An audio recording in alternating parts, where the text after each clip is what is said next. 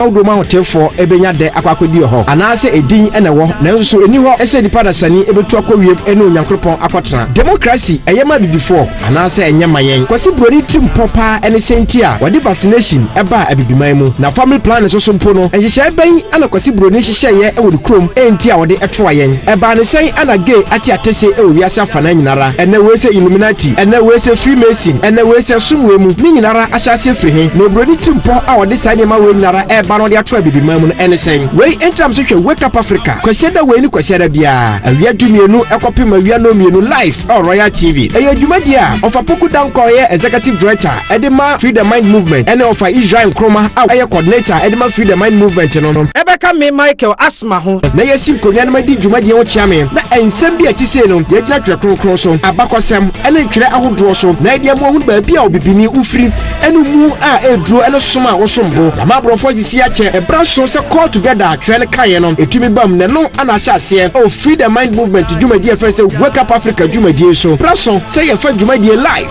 on Royal TV so kwasiada we ni kwasiada bia awia dumienu kopim no mienu na ya de so adwenche na osembisa yeye ano e dia ma wake up Africa abibiman moma yen sore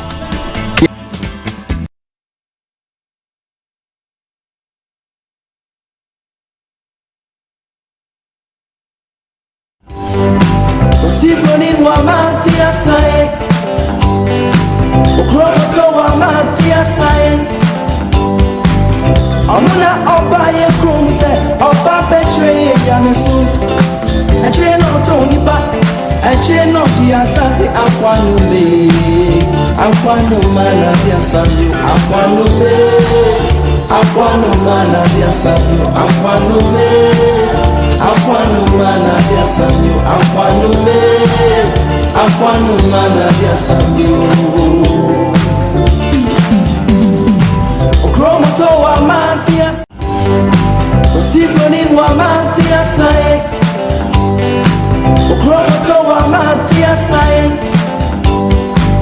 Amuna oba ye krumse oba betray ya mesu eche no to nipa eche no di asase akwanu mana dia sabu akwanu mana dia sabu akwanu mana dia sabu akwanu mana dia sabu Okromoto wa Matias Osigoni wa Matias Okromoto wa Matias Amuna oba ye krumse oba betray ya mesu eche no to nipa eche no di asase akwanu mana dia Abusiane na ha ema akwada sabi edeba eye dwumadi a yato din se wake up Africa na Royal Television na sabi wani guso a wo hwe dwumadi onim se edakwase da bia no ebo 12 eye no bi yenu a na dwumadi we ahyase ene esoso eye 23rd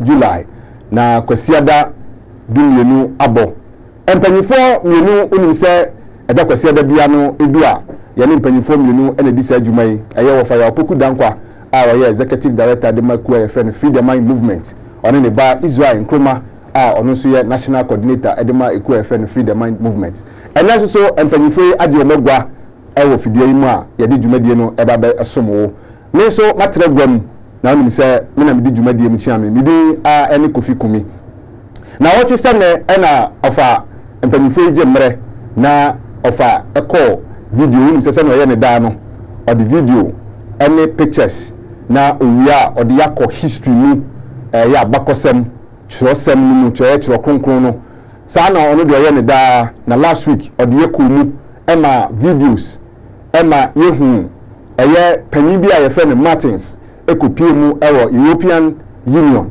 for omo parliament ema eye COVID vaccine ya ye ka ho aseme ne abaya yenu bidudo na yawo wo no papa yi ekire ya danadi ma yehu se vaccine no eye kodiewu aninti enipa bi ofem kabas omo bopo tena se susu ye ka omo bom se omo de sa vaccine ba na omo de aba be di yewu eni nti ye ko video ni mama video foforo kire se Brigade se ye nipa yeti wiase ye 7 billion na omo hwe kwan se kwan nya se nyina so ombe fa no omo be yi nipa 6 billion na fi ho ena 7 billion so no empanyifo bo mutirimu po Brigade ene omo keka ho na bo mutirimu po se sa 7 billion nyina ne yepew yempew kwan bia ombe fa so a omo be vaccinate ye nyina no ye beji we aye last week of abomodin dani nyina di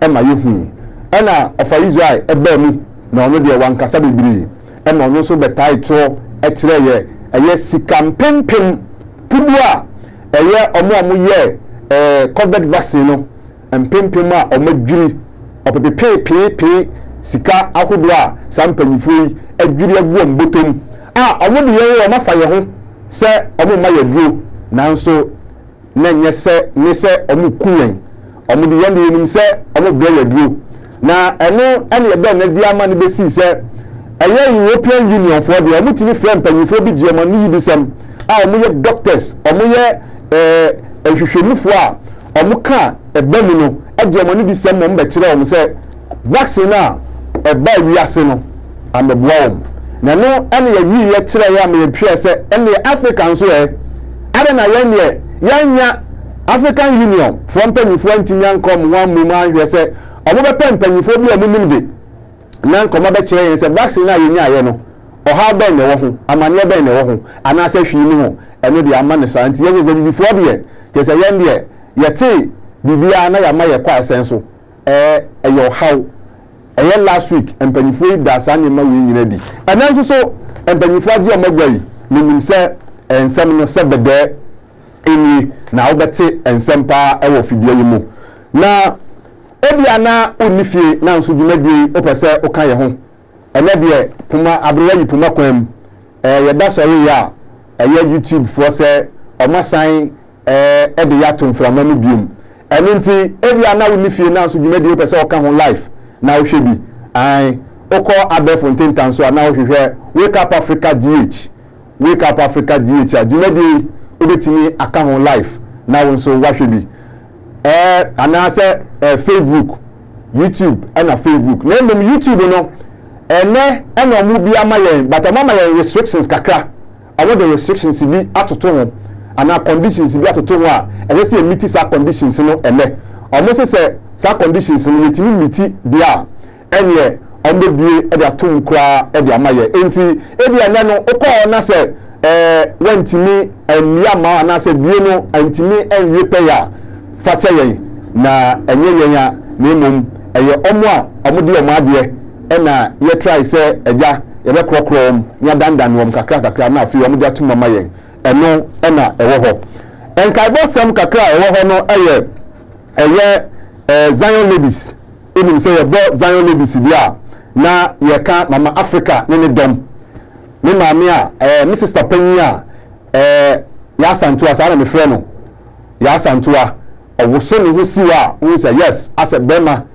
we say oyebia na me adin na ebadwuma bi mi say ye ni dwuma onfa nyi agro na maami we bi metene so a na masɔre ane endua omukopie mu Zion ladies kopie mu ewo konongo na eno na wose yemfa nto konongo branch any kumase for enim se odomasiye pa se omo jenu omo so Zion ladies for our felso di omo bo omo bambamba di omo yoyoyo ma dwedi omo di ye no bibia eye pepepepe no sititiri opania ye fe no ejabe mama Africa semi country se odawasiye pa ena wili won so bi yenim se odi badwuma samu a wudi amemu anake se nyewa aminti Africa se D2 na odawase ana oda konowo ni kumase fo a etumi ba be supported bi adwumadi no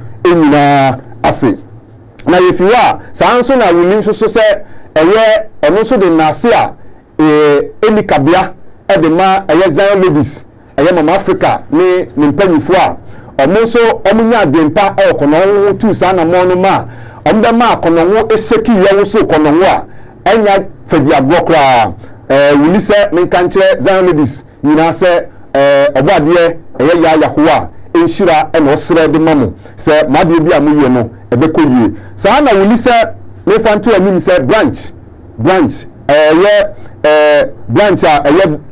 doma ahinkro branch abaho anunti mu amuwa doma ahinkro ni importam nyina no branch se yabie branch wake up Africa freedom movement every branch na wasi fa ko amuhia no 14th stadium first road doma 14th stadium first road doma ebo name bi pepe na class asas yes Saturday bi a say Saturday we are every Saturday we ni aha 10 o'clock na class asas ye ebi ana open sebi ana open say odi nchiremu bi a but your number obe friend 0206 281498 0206 281496 we the number ofra ubenya nyayi bia mpacho kofe bia ene so menyafo nso so enwa bwa wo ho 2 weeks ebay 6 July on the 6th of July there will be a joint meeting between Kofodia Oyoko ene important nyina ene your friend is saying so menyafo ebe kabum na a visitation aba na omesia mu Kofodia anti we visitation a Kofodia ene so menyampanyifo mo hye no so mayen na mo hwe na mo nya hoboa se be ya sa visitation ebe ya kama ye misano ene dumadia enti ayatena print no the horrific bloodshed by the Jesuits in history for the control of the world for the Pope we any asama be ya bosome nyensani empanyifo agimre achechirimu na nanso so empanyifo aka minsai ye companyifo na ye wo ho no ye di atoa so me pa cha YouTube no live aminti no ubetimi akọ na waka ye ho obe se ebi ana WhatsApp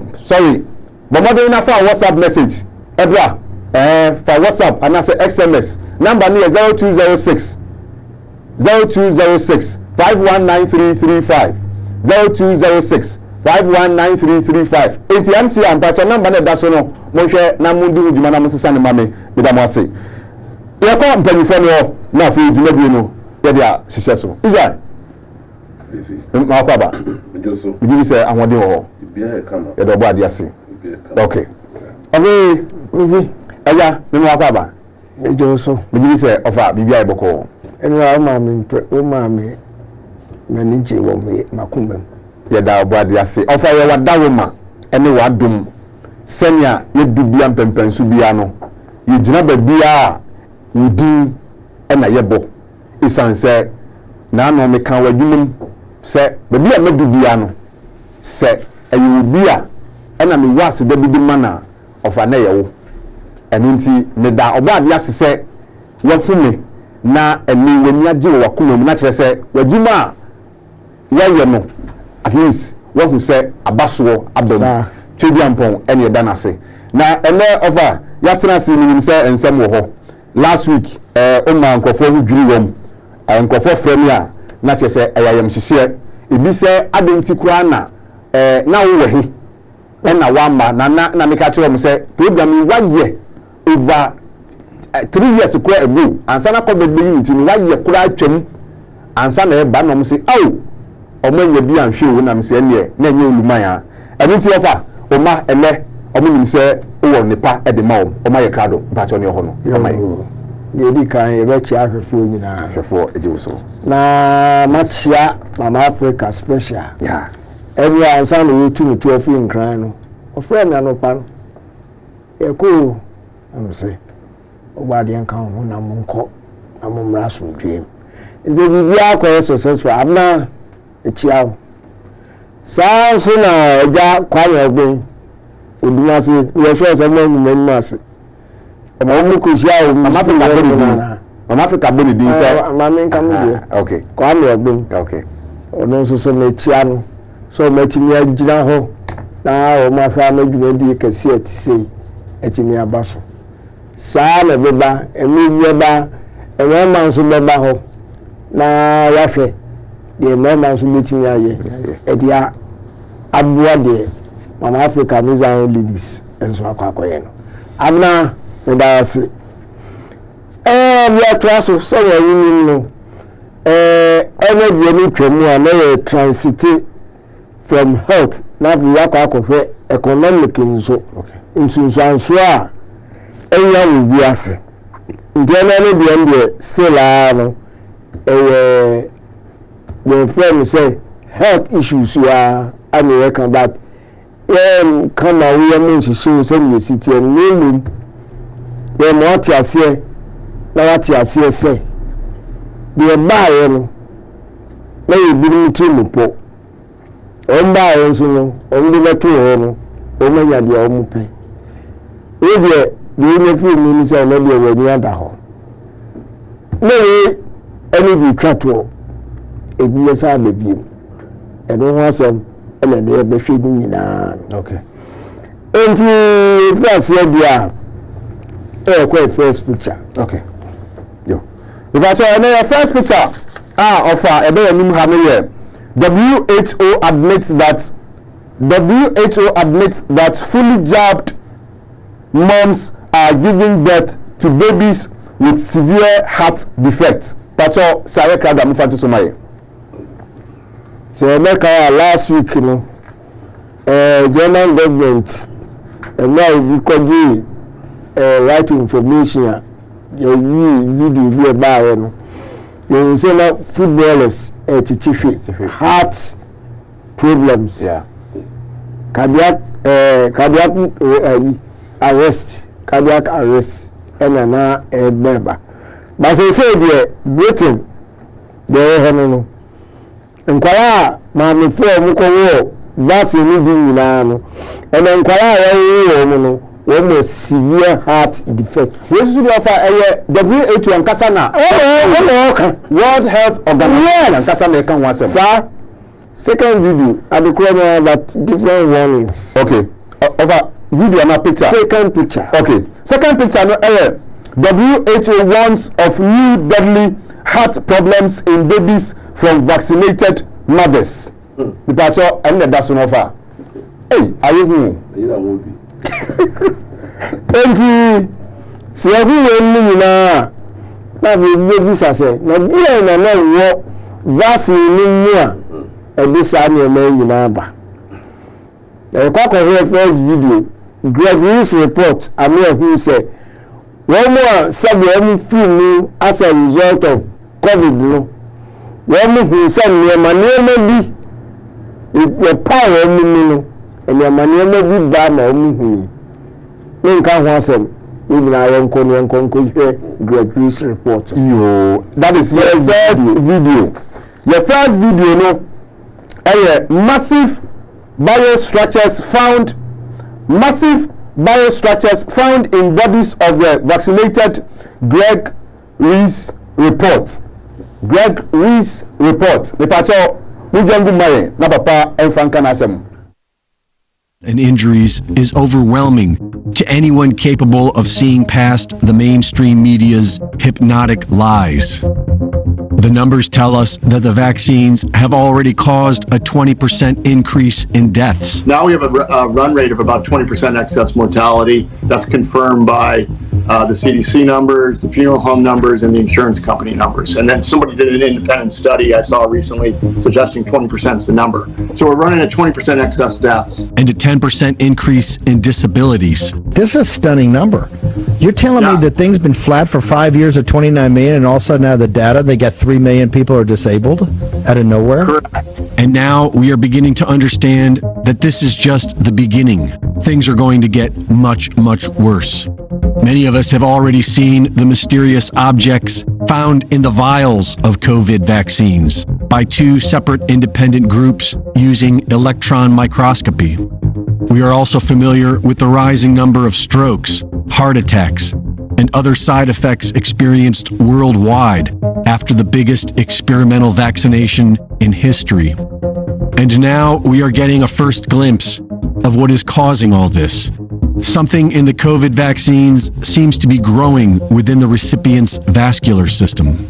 Anomalous objects are being discovered in the dead bodies of the vaccinated by embalmers and coroners. Horrific things being grown inside the veins and arteries. These are not blood clots, and they appear to be some sort of organic material with small crystals and extremely thin wires made up of what looks like reptilian scales. This internal blockage growing within the vaccinated would certainly explain all of the deadly side effects we are seeing today. What the mainstream media is currently spinning as sudden adult death syndrome. We do not know what these things are, but they are being found by embalmers and coroners everywhere, except pretty much all of them are too afraid to speak out, or they don't care. Only one has shown the courage to speak out so far, and this is the real tragedy. For those who remain silent, things will not get better. The FDA is poised to authorize these deadly vaccines to children as young as 6 months old, and humanity does nothing. Today, we want to provide an update on a topic that I know many parents and grandparents are focused on: the potential for the first COVID-19 vaccines for kids under 5. We have waited a long time for this moment. Well, guys, here's some good news. The Biden administration has finally announced a vaccine rollout plan for children under 5, and they've ordered 10 million doses. That's great. Right now, kids are like, oh my gosh, we could finally meet up for drinks. Yep, as we speak, everyone in the lollipop industry is like, we're buying a yacht. Here we go. You get a lollipop, you get one. It's very exciting to hear a 4-year-old scream, Facebook told me Bill Gates controls the vaccines. You go, okay, shit. Why should we deserve anything other than pain and suffering if we do nothing to protect our own children? Once those afraid of speaking out begin seeing their coroner tables filled with dead children, it will be too late. But it's not too late now. If you are an embalmer, a coroner, or a funeral director, and you are seeing these things, there is still time to save the lives of our innocent children. You can start now by contacting Dr. Jane Ruby at protonmail.com. Reporting for InfoWars, this is Greg Reese.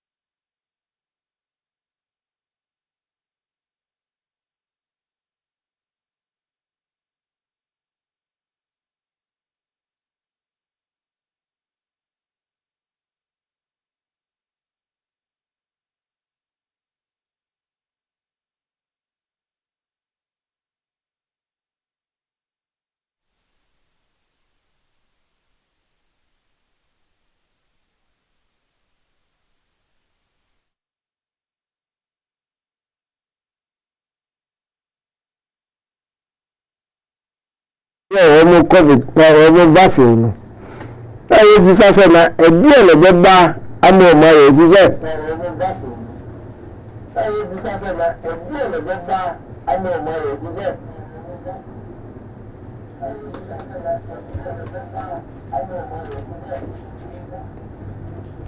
enti na de ho ni se wọ́n mọ̀ tí wọ́n hùn sẹ́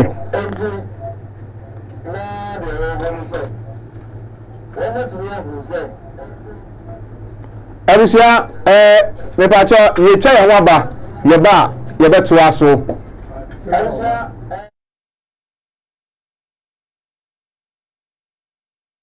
Sasi akwanume akwanuma na biasamyo akwanume akwanuma na biasamyo akwanume akwanuma na biasamyo akwanume akwanuma na biasamyo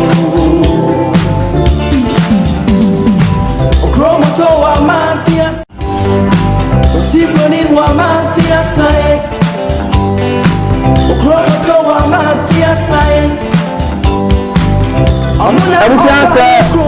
ɛna wode wo fidie no ato wɔyɛ television a na yɛ wake up Africa dwumadie na w'ani gu so a wohwɛ yi na saa bi yɛkɔ ɔfa hɔ na ɔfa atoa so de ama yɛn ɔfa nti AstraZeneca for withdrawal wɔn covid vaccine na covid vaccine kuro ya ɛna ewiase nyinaa bi adanseɛ sɛ saving millions of lives. If you are bad the same, and we will say about pharmaceutical giant way. If you are being quiet, you know, so then of over Kaya, first 600,000 doses of vaccine about Ghana, AstraZeneca for under the COVAX initiative. Almost she be say. Amama binom wɔ hɔ a yɛbɛ identify wɔn mu na bɛkyɛ wɔn mu bi sɛnea wɔn bɛtumi ɛde afi aseɛ ɛde ako atia coronavirus no nti Ghana deɛ ɛbae February 2021 25th February ɛbae yɛyɛ sɛ yɛyɛ live coverage na wɔ airport Kotoka we say na dia na ba ye ti dem eni ekoi e ma daily guide eyane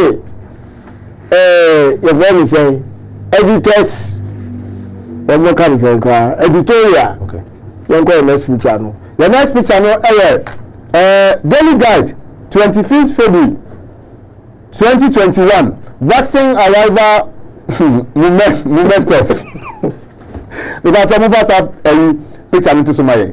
Enemy, a whole editorial, any job AstraZeneca for the 600,000 doses of reading number. It's your money say, and I'm confused by withdrawal. One more, and you're not okay. Because I was a call, I can't know.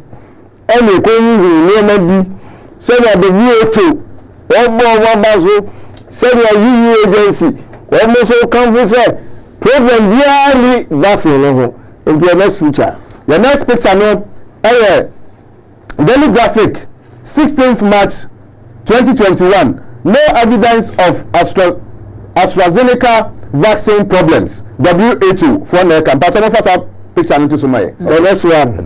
That's all. Yo. Daily Graphic now being 19th March 2021. AstraZeneca vaccine safe, effective. EU agency. That's all. We need to first picture into Somalia. Okay.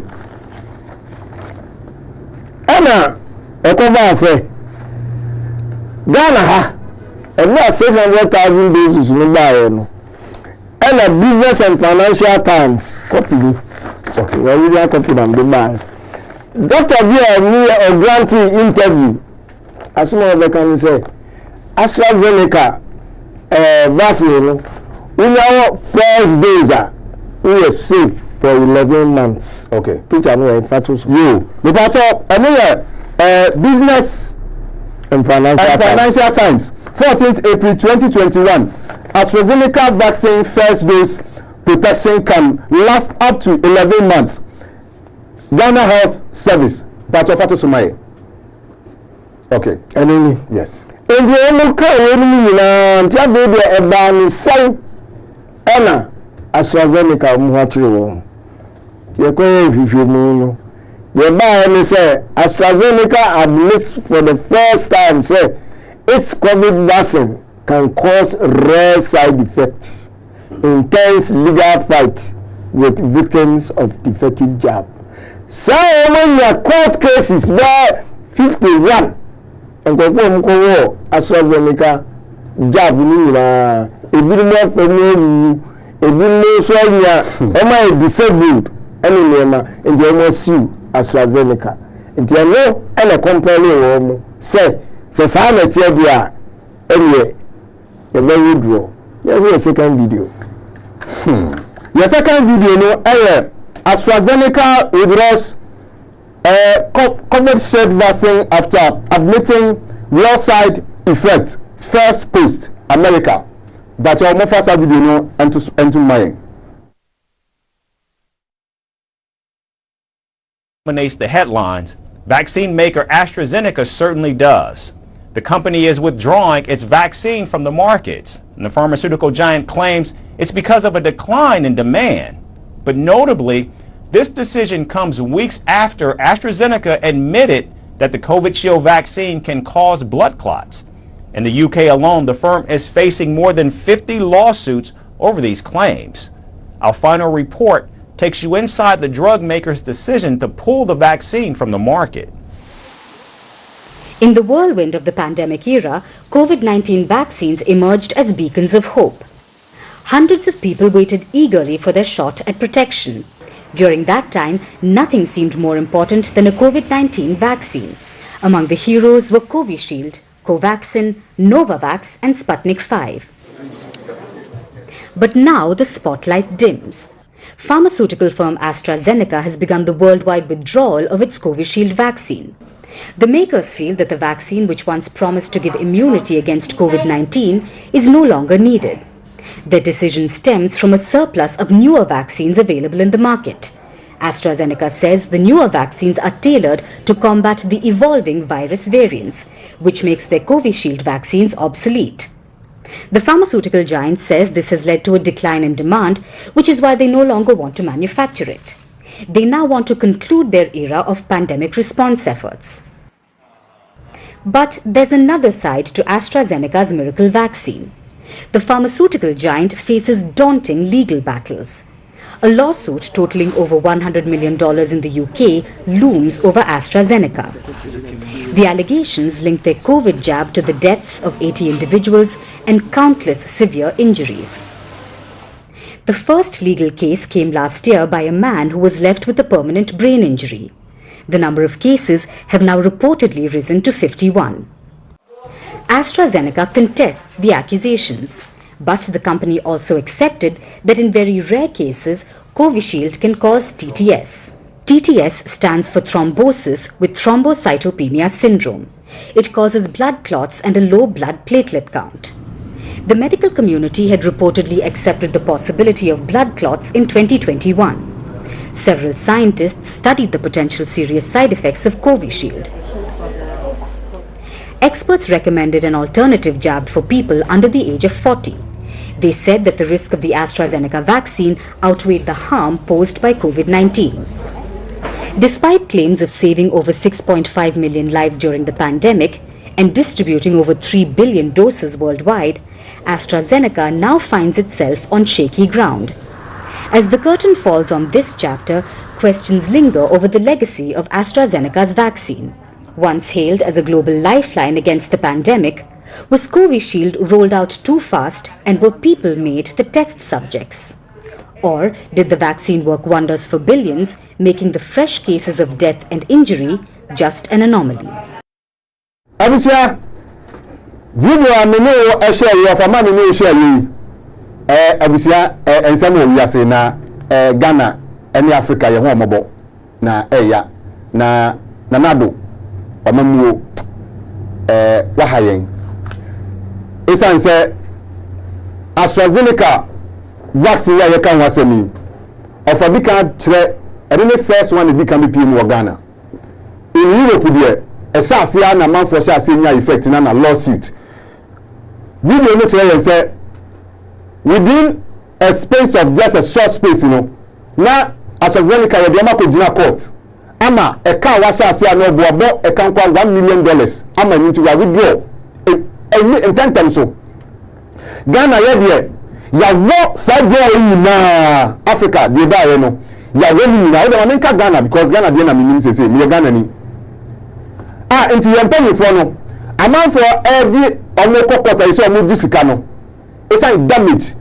ebinim ewu ebinim so so nyo hawo ewo mini peduam enti Ghana ban okofa asabi ni ba ye na mi bisa say doctors awo Ghana no ye de bi omo kofa ne ma ni ba aya hwehwe ni ban no mo ye anase ye se obiri ye de ba ye enti say mebo hwemia asi ewo Europe we enti Ghana me pa cho mo wo AstraZeneca vaccine no se sana na ekoso bia mo amunya problems ni bibi na eya ha ese kabila so say empanyifo amu Ghana ha ebinim sorry me ye de aban ne court National Health Ghana Health Service for ye de ko gina court when they use same bia no na mo munya issues munya problems so say mutimi sorry na mo ba kasa ampa problems ni doctors na mo ya mo problems na mo di sie no mo di yan Ghana for yesra mo ho se anka mo ba bua yan mo ba di yan kwa mo ya bible yan pemuden e wo nsam na so mo ga yesa aniti e na ofa e ma yehwe na afi Ghana for yan over ibacho e da ase eni ntwetwe mu enti if you health issues yasi and when you go say the dates any class up and at Johns Hopkins Institute one year simulation here only become you say you are not banana friend in the coronavirus you hear vaccines be and the game changer that was the beginning of it and then you are the simulation no conclusions never ebia ba ni bia ba na omo edu we simulation no then your next video no event 201 pandemic exercise the conclusion without your in just a video in mind.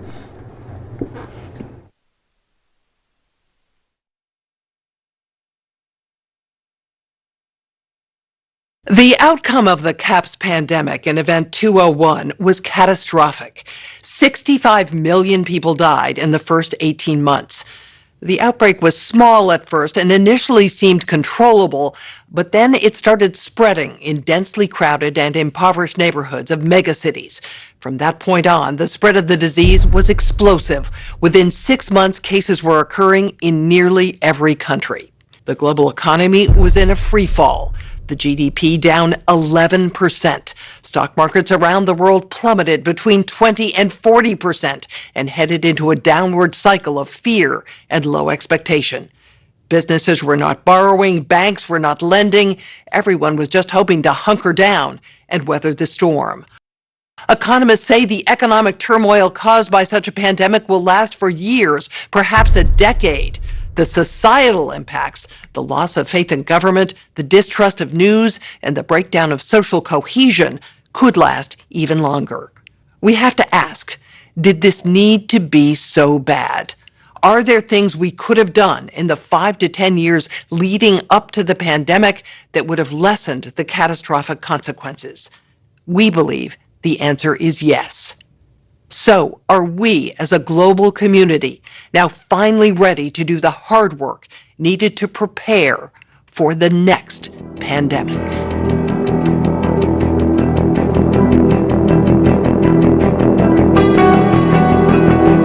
Abisia, Papa Maya Pasha Event 201.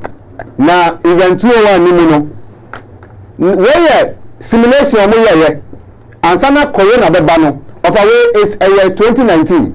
Ena mo ye ne boa October ansana COVID ni so da 2020 enti we video ye de tira we ye simulation no mo ye no every video any projection o mo ye ene ma o mo say COVID no say aye ni ba ebeye ni ebisa say the question ni say enti no me say aye bi ba kwan ba so mo fa aye ni say aye bi ba ana mo ara no ma hye enti the best ni say omo so omo ria say ni pe be wo ria sin by 65 million COVID number you but omo na omo ria simulation so omo ria say 65 million people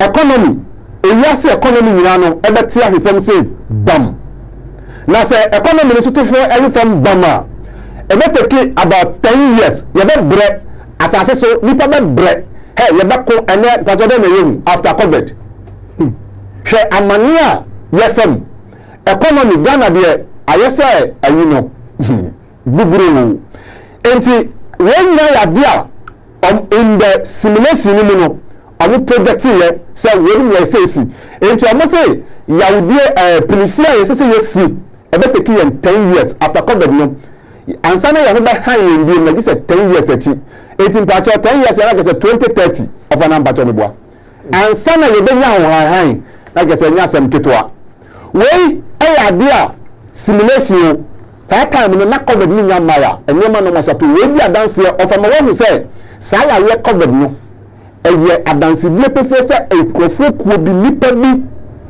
kabas sa na bi ni from nipa bonfo timodonfo yidifo dabraba fo mo de omo si wiase ye ti sei omo to de nyina ase eti no ma COVID ni de adabraka mo amu jejireje oba to wiase enti video na ehwe no obisa say you make me aye adunade we are trying the next pandemic ana COVID any the last one aba na say beba ibi mabi asama ba ebi say one sisi ya na mo sisi mu no the emphasis of mo ye any say anytime we are ebi pa ya asubra che no dem de ba ko aba so say we ma ka che ewiase say disease X and we need if we know virus kra the next pandemic beba let's hear the next video and then the people ama no ba be ni nsem no ene na ni no mejira so e di akasa yo of our video the next video we be share no disease X the next pandemic could kill 15 million people we patch on for video ni mind.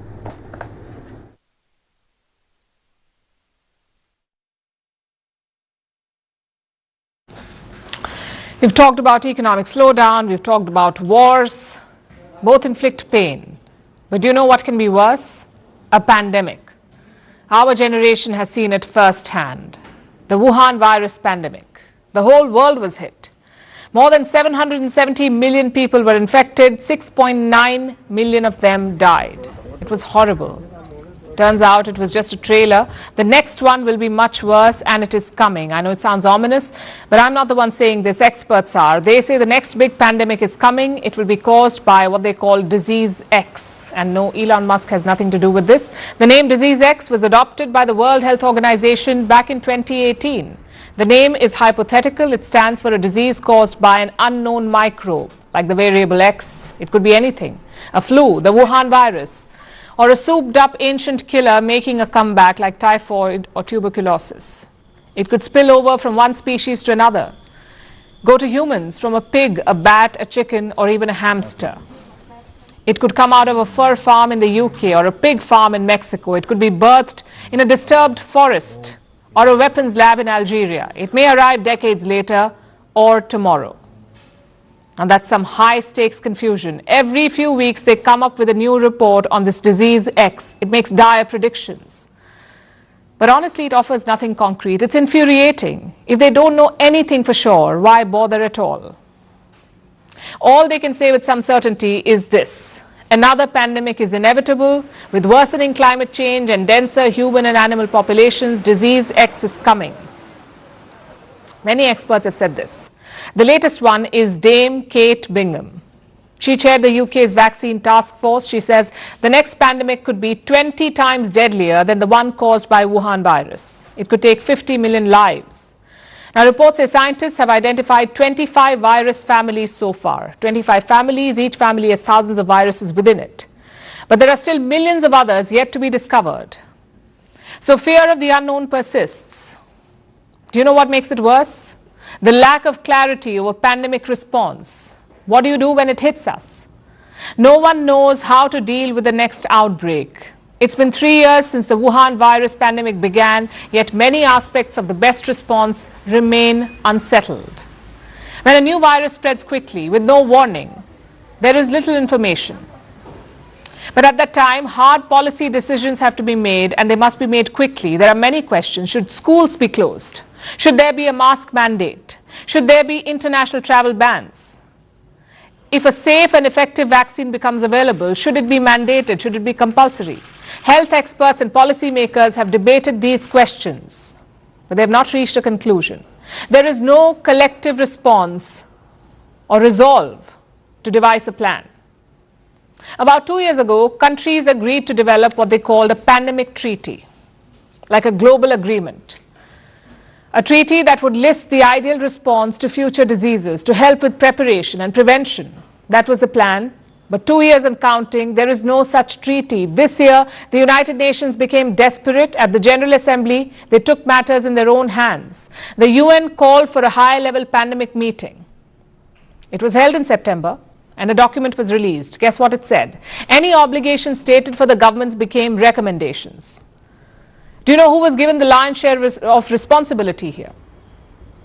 The World Health Organization, the one that dragged its feet and praised China in the last pandemic. They are in charge again. And all of this offers little hope.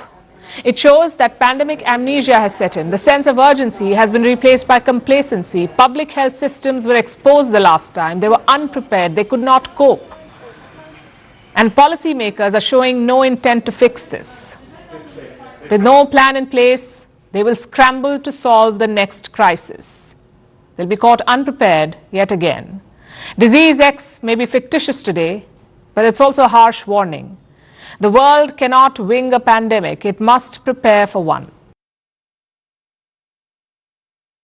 Sir, utimi no edaha eye royal television uhwa eye Wake Up Africa jumadi ni wani biso ahwe yi na ofa me yakohwe video na me aho kakra isanse ewiase no isum ewiase WHO COVID ni baye no omo na mutu wa na mo nyina anamo mutu ye no omo ehu ano e kire se yese omo kire se omo ntumi an so COVID ni sanse COVID ni buru omo ho odin so enti no na COVID ni juma idiye no ediye tumi diye omo se sa WHO fo ya dikan in 2018 ana mutu di yare bi di 2018 omo se yare no ye fa no disease X omo nim yare na de ban na so ya to ni din ato ho disease X omo a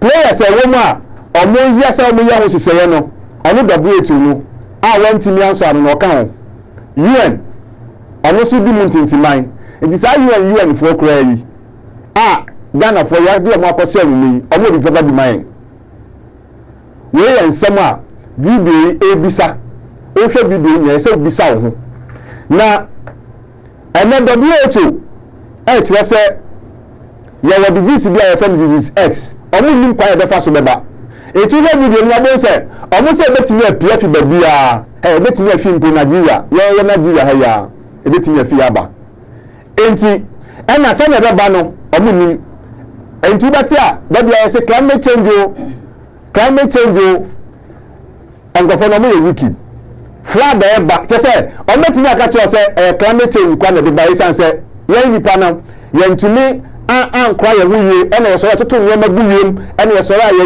nwura ye si nwura ena ye kese erinti ena di aba enti nsema mu bo so keka ni nyina no won se ye plan o ma sisa de no fa kwan bia so se disease X aba WHO kan 20 ye fe ni say 18 na den na enim enti e ma o ka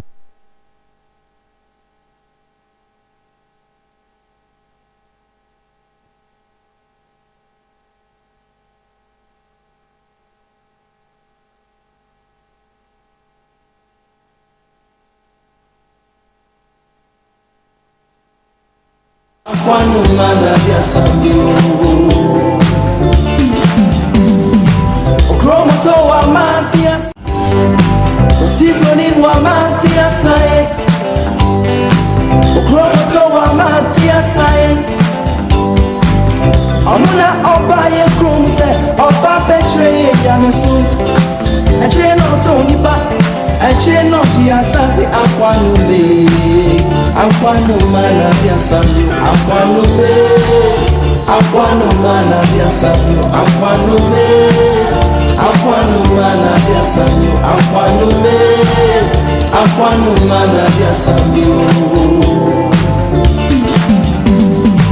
okromoto wa matias osigoni wa matias sai okromoto wa matias sai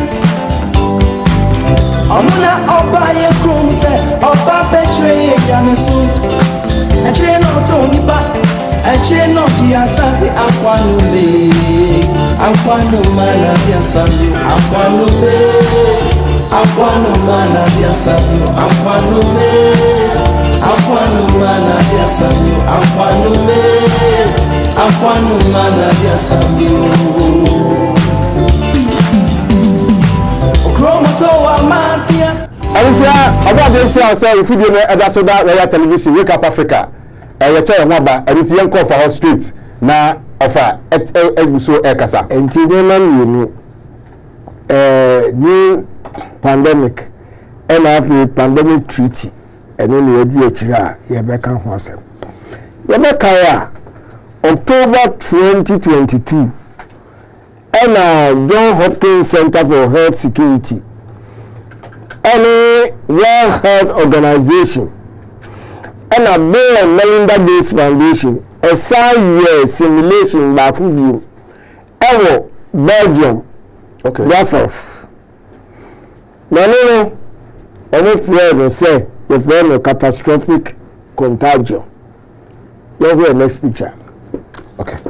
Your next picture no catastrophic contagion. Catastrophic contagion. Catastrophic contagion. But I'm going to say my na of Afan Kanasem. Na eno ba eno. I'm taking part in the pandemic exercise no. Former health ministers and current health ministers are only leader Africa. And as a senior public health officials are employing people by Senegal, Rwanda, Nigeria, Angola, Liberia, Singapore, India, Germany, and a big days and kasa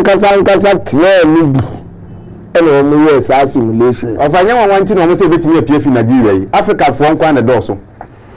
Now the only can say catastrophic contagion, Yaria Airbano, the friend is CS 2025.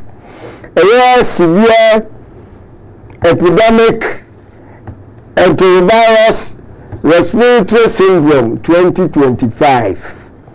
And a the fatality rate higher than COVID no Obani so share video no kan ho asem say yare na ba no mo che say ano be din asin COVID no so. The next picture. Okay. Na me picture no catastrophic contagion CS 2025. Pacho mo fasa picture no to so mai. Enti eno eba na yare nkwala any young people target into omo kan we ni na wi wọ́n mú tó àsomọ́ ẹ̀ tí a ṣe ẹsẹ̀ COVID ní báyìí no ètò kí ìwé ase ọ̀nà west nti yàntì ní àmọ́ ọ̀rọ̀ hìwì ní àǹṣá no na wọ́n mú dissemination wéé bá wọ́n pèsè ọmọ tí a ṣe wọ́n rally behind the WHO ní ẹ̀yẹ one world system a yẹ̀bi bẹ́ sọ àná sẹ́nià kí ni ní bèbí WHO nsẹ́mu a ó ní ìgbésí yẹn àkyerẹ́ sẹ́ and emergency ni emergency ni we in country we are the canadian into when the new pandemic is a friend CS 2025. Here's the next video, number 5. That's all. Your next video, no, catastrophic contagion CS 2025 pandemic exercise. That's all. Sad video na ekada mi jembu mai.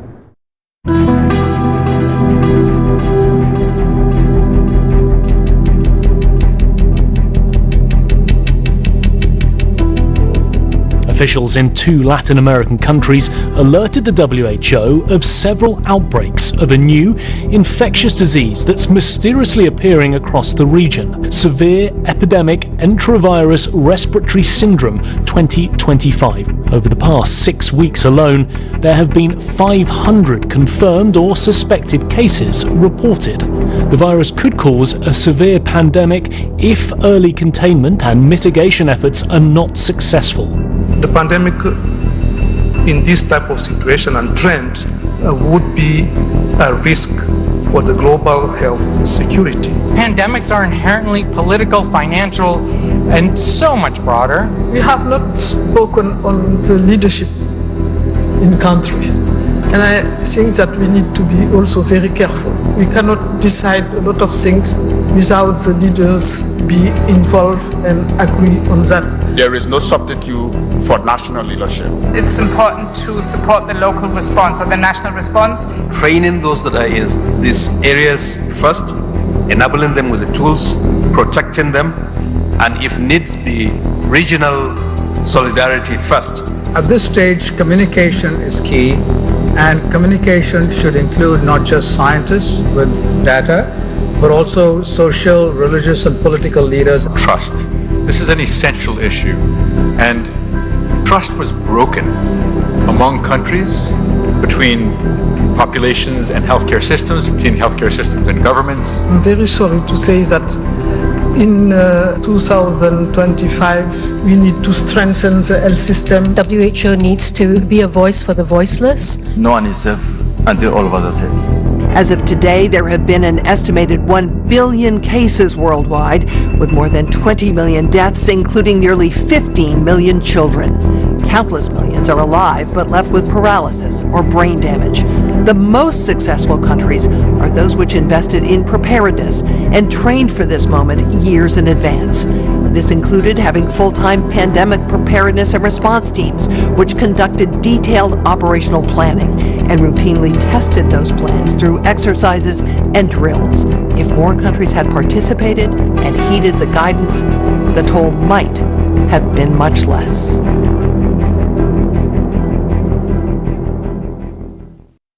Abisia catastrophic contagion video ena me no akɔhwe ofa eyi video yi ama me no yɛhwɛ esan sɛ obiewani ama wahu sɛ COVID ba no ɔmo di kan yɛ simulation na simulation no video ayi say ya ne yɛ kasa simulation a we yɛ Africa mo hwɛ ya Africa mpanyifo no na dɔɔso Africa fo no yɛ bɛyɛ nimisia ena India ena Europe Germany ena ayi ọma ba ko so kan ena ọma tena se dwendwen yaye bi ba eba okwan ben so ne befa nyema ebeti ya piepie te se sei ena ọmo sese ọmo kotena se na ọmo sese na afi enti no ena eho video na we ye fa simulation no enti ọmo kodin ye we ọmo kotena se na dwendwen no ko si se yen hwe na WHO enya tumi wo man bia so because make ya COVID no ekoba se ebinu ye se omo nya duro ti omo me yiso omo duro omo nye aduro na vaccine fififi Europe ni ade ba no se ni a omo taya tira omo dis two sana mo ye se duma no ko ye simulation se be ba no WHO will be the only on no man mandate to me say ya no na be ka se aduro we nyeye na biasi ni bi anfa enti o man bia ni kwan se o be ka se na kofa aduro bi wa ha na nya aduro bi wa ha eno all video enofa e ma ye hwe ye no over ifacho enti sanya ye ka no COVID ni ba ye no enam se ne mu wa ye hu yi enti no akiri no ne ma ya se ya di nsem no na world leaders here say And as a side of Tibia, I don't think pandemic treaty. Seven and WHO, a bit me, I share a dear new water to be rather than say, country, we are the family concern your COVID, you know, a buy. And no, and I did the idea of pandemic treaty, no, a buy. Here's the next picture. The next picture, no, Daily Graphic, 31st March 2021. World leaders call for international pandemic treaty. That's all. Mufasa picture into Somalia.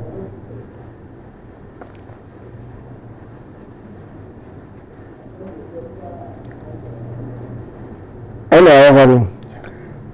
Next week, I know so if we start time we could pandemic treaty, no, and I'm into you need to act upon say, after I could say. Next picture, here. Global leaders unite in urgent call for international pandemic treaty. Move us up into Somalia. Okay. Next picture. Daily Graphic, 2nd June 2021. WHO chief backs pandemic treaty. Move us up into Somalia. Okay. Next picture. World Health Assembly agrees to launch process to develop historic global accord in pandemic prevention, preparedness and response. Professor Pichani to Sumaye. Okay. Next picture. The WHO to discuss global pandemic treaty at World Health Assembly, May 22nd to 28th, 2022. Professor Pichani to Sumaye. Now, the American say every 2 years we are in a World Health Assembly in Asia. Okay. When we share time we are now discussion no and some of the consumer and go starting cake. You could treat not to you countries that the giant sovereignty at the WHO. But I say we say no buy no. And a man conforms to you say there be went to me and the WHO no and for life and say we go but process in the course say about to me say me to me. Next picture no Biden seeks new unilateral powers for WHO chief to declare public health emergencies. Mufasa picture into Somalia. American president the only appeal to say and by the WHO to me starting no threat the area. Next picture global health talks clouded by conspiracy theories about pandemic treaty. Move on to Somalia. Okay, offer that one.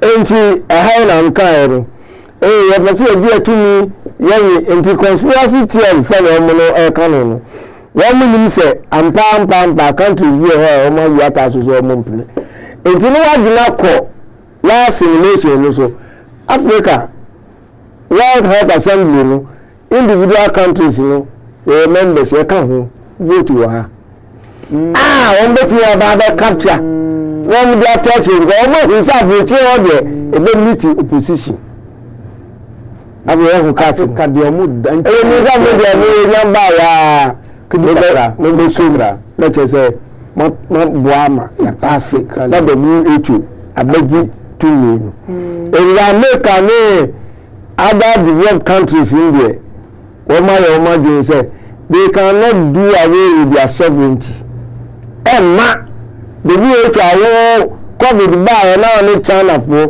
your society is a view only China for come grab until March 2020 and I be declare say every day virus na pandemic. I don't know we see all this time and now individual countries will be all in there. It's all the way back. That's why I share the WHO in somewhere. And when emergency call, that's why emergency. We are now. We are okay. Let's see. I mean to know. Emma, next week I know. I make up for any president here personal. Only issue press statement, senators, you know. Next week I know. Washington, 18th May 2022, press release on the Biden administration's plans to surrender US sovereignty to the World Health Organization. What was that picture into Sumaya of the attack? And that's me. In the Roma, you say, less than 3 years old, the Coven Media, Yonko. The 2 years ago, Musia, they take a decision.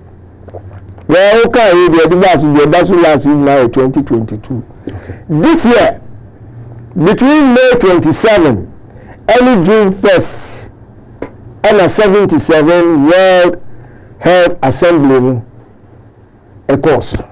Okay. The course, you know, a course say, we say about the pandemic not too well.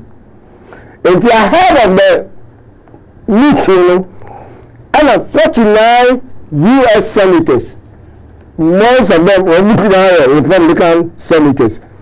Only be can say, hey, daddy, hey, I want to say. And yes, I mean, and I the American sovereignty, it could be a grow. And so I'm proud once more. Show free pandemic treaty, and that be a very social. Next picture. Next picture, US senators drop a bombshell on the WHO. What was that picture into Sumayen? Will let our one sign it. Okay. One kind, one winty. And the only now, Anna, a doctor, David Martin. What I say? And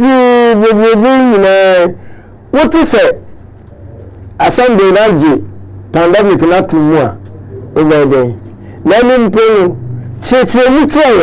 You can't pandemic treaty now, and say. Next video, you go to the next video. The pandemic treaty is total tyranny. The pandemic treaty is total tyranny. Dr. David Martin. You give an outline to the viewers who might not be aware of it. What this WHO international treaty that's currently being ironed out over at the UN, what is it all about? Well, the key points are that with the support of the financial institutions of the Rockefeller Foundation, the Wellcome Trust, and the Gates Foundation, we're essentially ceding the ability to suspend all civil liberties and all of the rights associated with what we would call the Bill of Rights here in the United States, International Declaration of Human Rights. All of those can be suspended by a capricious determination that there's a public health emergency, and the minute that happens, there are no rights. In a nutshell, that's what the treaty is. And like the PrEP Act was after the anthrax outbreak of 2001, which the U.S. perpetrated on the U.S. so that we could get to the PrEP Act of 2005, the exact same playbook is how we got COVID to get us to this moment, which is to say, terrorize the world, convince them that we need some giant protector state that actually has some sort of supranational ability, and then suspend civil liberties as long as they need to be suspended. And in this particular case, at the whim of funding agencies who have no criminal accountability. So, in a nutshell, if you feel good about that, feel good about May. What it does is it allows a board at the World Health Organization to either declare an actual emergency or declare an anticipated emergency. There doesn't have to be any evidence. There is no evidence standard at all. So this is actually worse than what happened in COVID, because they don't even have a standard that says they have to isolate a pathogen. They don't have to isolate anything. What they have to do is simply say, we think that there is a reason to declare an emergency, and as such, we therefore have the ability to suspend travel, to actually penalize member states. There's a very big clause inside of the treaty that actually has penalties on member states for non-compliance. But we have to go back to the formation of the World Health Organization, and a lot of people don't want to go back to 1944 to 1946 when the WHO was set up. Very few people know that they wrote absolute immunity from all criminal prosecution into their charter. The only organization self-appointed with no external authority ever granted to have the ability to write themselves out of all forms of criminal prosecution in perpetuity. That's right in the charter of the World Health Organization. And that right, which was actually negotiated by the Wellcome Trust and the Rockefeller Foundation, they are the ones that paid for it. They're the ones that put Renee Sand up as the first director. They're the ones that actually put all of these pieces in place. Give them the ability to act with impunity on citizens, regardless of your compliance or absence of compliance, with any of the nation-state decisions around the World Health Organization. Every American citizen traveling abroad has no rights. They can be subject to any crime for which there can be no criminal prosecution. So if you feel good about that, yeah, there's probably a way we can actually soft pedal this thing. But the problem is, like we had with anthrax to get to the PrEP Act, like we've had with COVID to get to the World Health Organization treaty, these things are set up to be terror campaigns to modify the public's willingness to give up their liberties. Yeah, with us say when you video no amfia na me no nyina akɔhwɛ video yi. Mr. Martins and the Casanova here, Nihuna na Dr. David Martins. Na papa we chere say Rockefeller Foundation and Brigade. Amafa kwanya san nyina so agi tumi apetumi ama nyoma ye ne say WHO na wo ho no na omo hwe kwan bia say obenya tumi se be ya. Omo ho a ombeka say ye susu say bibi koso entino ye declare emergency na che say ye declare emergency now eno no kire say ye je me no mienu oman bia right oman bia tumi ekura no se say eno ne ade a ompese omo ye eno ntino omo ye si ye sa etu ase ye ka say pandemic treaty a ade a kire ni an say omo ni tumi no pese ma WHO na saa tumi na dabu obi chebenya no no sorry no man no so no aka say yesu say bibi ba enti no ye declare emergency enti mi nyina monda owiase obi anda open uni right game ama saa tumi no na yo kan ye ko ama ni be ni say saa WHO ya ansa na yeti WHO no omo hye mra na mra na omo hye no omo hye say WHO we hey osori na oye bibia no oku ate vaccine ya omo declare ya omo se vaccine ya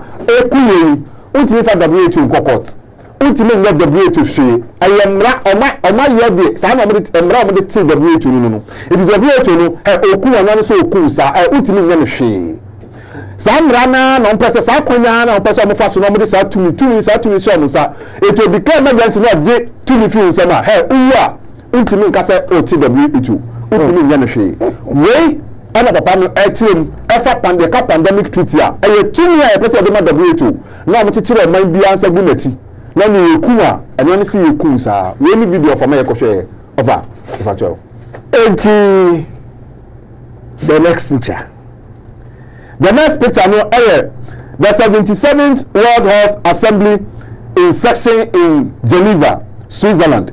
Mo fa sa picture no to so mai enti ebaso okay na ba ya no edebe ni si ye picture na ebaso no be kan ahead you am okay because picture na ebaso na no the book and of Adiama Global Leaders Unit urgent call for international pandemic treaty book we nyabi enti misa na nkope the section here kan no WHO one with James Rukuski New Bin Laden cause. Because I have not seen time. Last month, many in the alternative media and in the health freedom movement celebrated when the World Health Organization's dread pandemic treaty was tabled after the member states were unable to come to an agreement. People rejoiced that a treaty that would have nullified the national sovereignty of our countries had been shut down. Without offer. Enti Yayantu Yada no the only say some amendments some amendments be senior esitie enti amendments no omo no and the come say the WHO boss Tedros Jesuits abu de ase wa kuambre want me and you want to know mama eno so na so asimo kan in okay if I have picture no just one picture no I was on the two so but our picture no for this one here Tedros it's time to be more assertive in countering vexers pacho never sa picture no ento so okay of am to so na no na of say yen kan enti Tedros, it's time to be more assertive in countering anti-vaxxers. Anti-vaxxers. Okay. Anti-vaxxers. Okay. Yeah, say. We the people have suffered astounding defeat. Forbidden news. June 3rd. It appears that WHO Director General Tedros Adhanom Ghebreyesus is feeling his oath after key amendments to the International Health Regulations (IHR) were passed last week, despite his cherished pandemic treaty being tabled for the meantime. As James Roguski reports, the 77th World Health Assembly has adopted a substantial package of amendments to the International Health Regulations. We the people have suffered astounding defeat.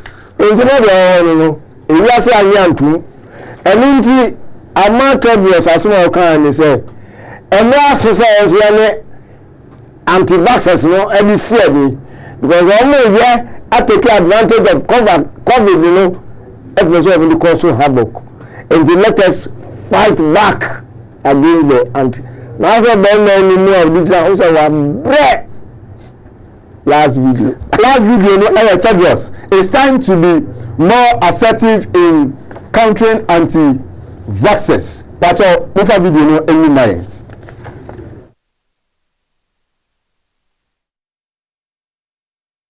Posed by anti-vaxxers, and I think we need to strategize to really push back because vaccines work, vaccines affect adults, and we have science, evidence on our side. I think it's time to be more aggressive in pushing back on anti-vaxxers. I think they use COVID as an opportunity and, you know, all the havoc they're creating. Maybe that's one of the messages also I would like to include to whatever I have said.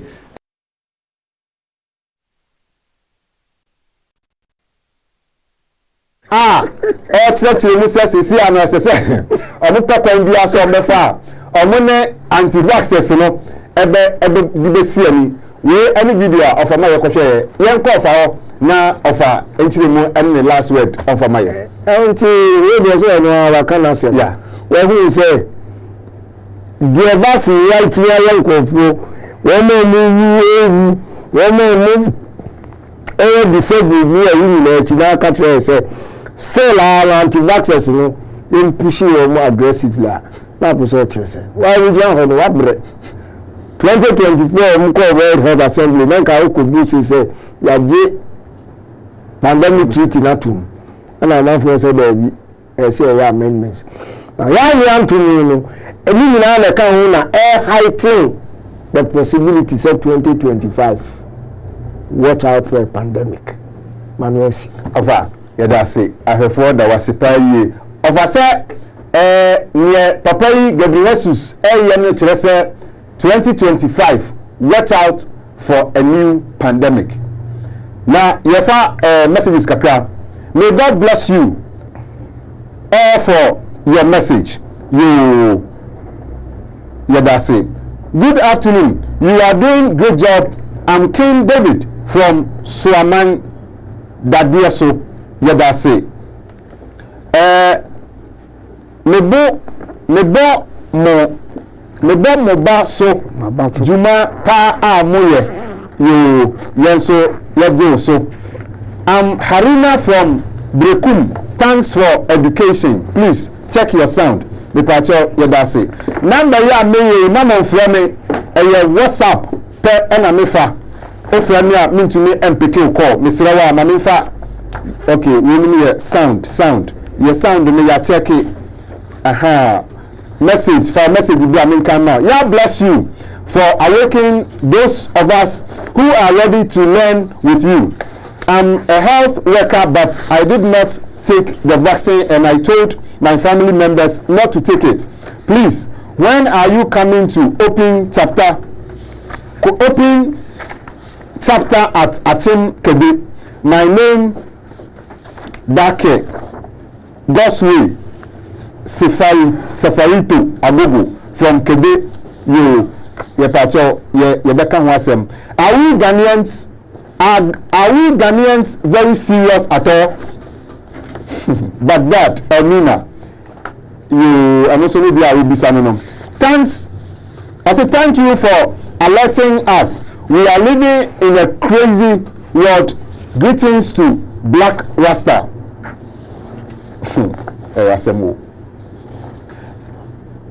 As for me, any free medicine, I did not take it. Thanks. You, why are they? So with the one kwaji. Hey Ghana, pa dear. Hey, Papa mi win yoka. Win yoka. I know in some degree. Check your sound. Okay. Please. Ya check it and still an MCR. Sound no, I'm not for complaining. Please. There is no volume. You I'm check it. We can't hear. Okay. The best way you know, obviously, we try to about your bar and your home in Yakano, you're the better also.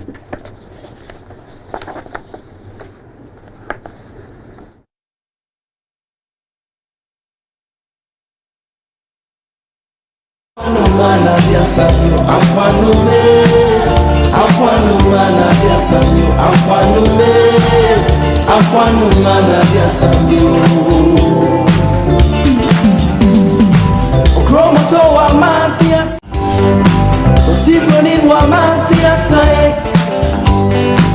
Kromoto wa Matias, Amuna Obaye Krumse, Oba Betray Yamesu, a chain of Tony Bat, a chain of the Assassin Aquanume, Aquanumana, the Assassin, Aquanumana, the Assassin, Aquanumana dia samyo, Aquanumana dia samyo.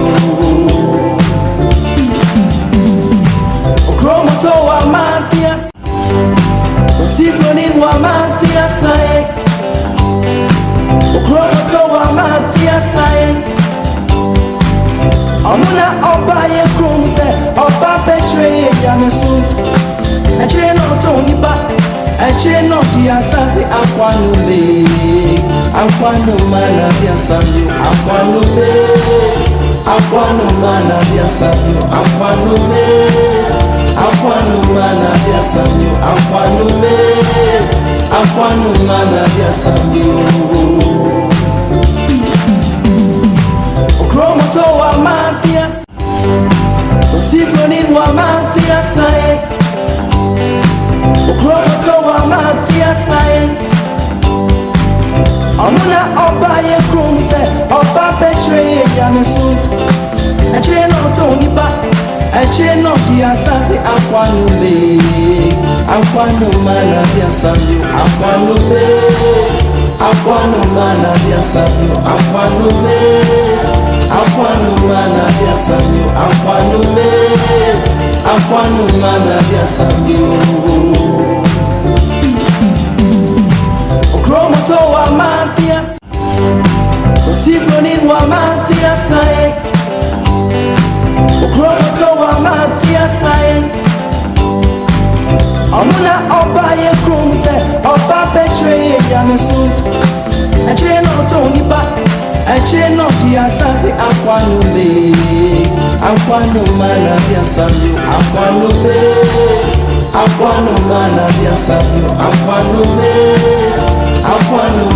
Ayano Cresse, have you what Dacha Quamabiano, a Christopher Hotel for, and answer a Suma Roma Hotel for Ebenya de Aquadio, and answer a D and a walk, never so anyhow, as a Padasani, able to acquire any Yankropon Aquatra. Democracy, I am before, and answer a Yamayan, Quasi Tim Papa and a Saintia, what the vaccination, a bar a bibimaimu, now family plan is also Pono, and she shall bang and a Quasi Bronish share with Chrome, and Tia de Atroyan, a bar say and a gay at your Tessie, oh, Yasa Fananara, and the West Illuminati. Illuminati and then we say Freemason and then we say Sumwemu Ninara Ashasi Free no Brody Timpo our designer Winara Ebano dia Trabi Mamun and saying way in terms of Wake Up Africa Kwaseda we ni Kwaseda bia and we are doing no ekopima we are no me no life or Royal TV e Jumadia of a Poku Down Korea executive director Edema Freedom Mind Movement and of Israel Kroma our coordinator Edema Freedom Mind Movement no Ebeka me Michael Asma ho na yesim konya ma di Jumadia o chiame na ensem bia ti se no ye gina twekron so abakosem ene ntwere ahodro so na dia mo hu ba bia obibini ufiri enu mu a edro ene soma wo sombo na mabrofo sisi ache ebra so se call together twele kaye no etumi bam ne no ana hyase o Freedom Mind Movement Jumadia first Wake Up Africa Jumadia so praso say ye fa Jumadia live or Royal TV so kwaseda we ni kwaseda bia awia dumie no kopim no mienu na ya jo so adwenche na osemmisa ye ano e dia ma Wake Up Africa abibi man moma yen sore Sigoni wa matia sai Okroto wa matia sai Amuna oba ye krumse oba betray ya mesu Eche no toni ba eche no dia sasi akwanu mana dia sami akwanu mana dia sami akwanu mana dia sami akwanu mana dia sami Okromoto wa Matias Sigoni wa Matias Okromoto wa Matias Amuna oba ye krumse oba betray ya mesu Eche no toni ba eche no dia sasi akwanu mana dia sami akwanu mana dia sami akwanu mana dia sami akwanu mana dia sami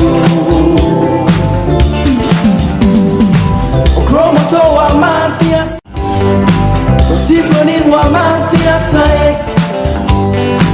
Okromoto wa Matias Amuna oba ye krumse oba betray ya mesu Eche no toni ba eche no dia sasi akwanu mana dia sami akwanu mana dia sami akwanu mana dia sami akwanu mana dia sami Okromoto wa Matias Sigoni wa Matias Okromoto wa Matias Amuna oba ye krumse oba betray ya mesu Eche no toni ba eche no dia sasi akwanu mana dia sami akwanu mana dia sami akwanu mana dia sami akwanu mana dia sami Okromoto wa Matias Sigoni wa Matias Okromoto wa Matias Abisha medase se ofidie no eda so eda Wake Up Africa Jumadia wa television ene wani guso a ohwei na onim se mfidie na de adwuma amanfo eka sound yesere mo a ye mfidie eriti eba ne saa na mo de acheyen na yina yetumi aye adwuma no pepepe na adwuma no akoso ba ye yadu no ye call of Israel ho straight na fi eno so yade nanu disem Israel no akwa Kuri yoso mejiri se bibia eboko e do bwa de ase emi se abusuafo afi pa nti ene omayera krado enipa ene de books ebu anu nyazam kito wo na men kasanche enipa nkwa aho enipa nkwa na man for the boy chaskele na so no yaka asofo anu atum omokwa mpono promote but kind Williams because on our job so job 1 2 3 hwenya no to be tun ko afi ya sorry dem ko no omuma nurses for no ko tena no mo wo asori members problem Duncan William Tepaso ka say ono vaccine ni ho hwe ana ampa say owoe ana wa ma na sori ma ekuom no nko we yesofo no nko Ghana say want to me nya message obi anhwa yeah asemato obi asafa ya minshra ya nya papa we bi ya ne abusua me yire wan ko wobi me ma wan wobi Ghana for who say vaccine no enko yie no media for binum a blue alarm say vaccine no anya papa pe na ban say wan ko card no bia onko vaccine yeah onko vaccine bia ontumi ko stadium because they say uwa no ya ma card ontumi ko shopping mall sa nto no be bank ko to Ghana for akoma ontumi ko bank sika ayira o bank ntaman for ekoi obi die dey yem dia okay na wobi okay other federal government na yire ho so nti covid card ni covid card ni o na we say na covid card ni tie no we obi dia obi dia friend say yaje see the betre we ani e bi hu na Ghana for say we ni we bia ani Ghana ha no onkan aminti we na we so man krofo etu di akire yende ya wobi enti obi duma ono awakọwọ no ene yede ne kan no se yemfa ma educate ni obi ama yen cause o so enti amini bisa obi o heme no o de wai dadem bi awo bi de aja o bi je dadem de ma Ghana for ko wo me na we say no on se ma wo para say card no kwa no ehun hia bukam passion pass so pe wa ama wa wi